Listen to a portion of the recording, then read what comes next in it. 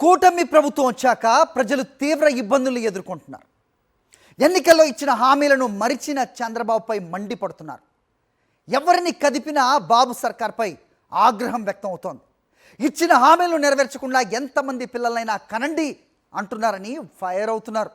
కర్నూలు జిల్లా ఆలూరు నియోజకవర్గంలో కూలీలు చంద్రబాబును మాస్ ర్యాగింగ్ చేశారు. ఎంతమంది పిల్లలైనా కనమని అంటాడు, డబ్బులు ఇస్తానంటాడు, కానీ ఇవ్వడని హేళన చేశారు. ఉన్న వాళ్ళకే ఇవ్వలేదు, వాళ్ళకేం ఇస్తాడని ఫైర్ అయ్యారు.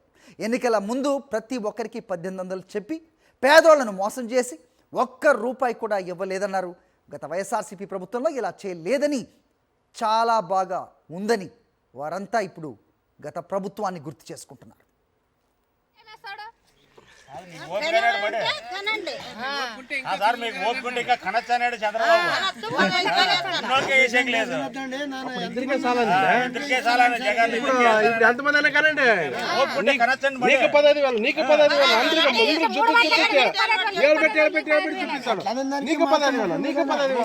నలుగురు ఇటు ముందు ఆడపిల్లలు నిలబెడితే నీకు 15,000 అమ్మ, నీకు 15,000 ఇట్లా అమ్మా, మీకు 18,000 నిలబడ్డారు అమ్మా, నీకు 18,000, నీకు 18,000 ఇట్లా అని అని అని అందరికి 10 అని రూపాయి, ఎవరికి రూపాయి లేకుండా ఇది వరకు సంవత్సరం మాత్రమే కానీ ఒక ఎవరికి రూపాయి లేకుండా చేసి పెట్టాడు.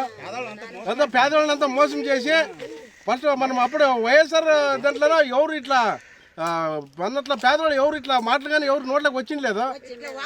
ఇట్లా వంక పెట్టుకుని పోతే ఈ 2 వారాలు చేసిన దగ్గర 3వ వారం కూలి పడిపోతున్నారు.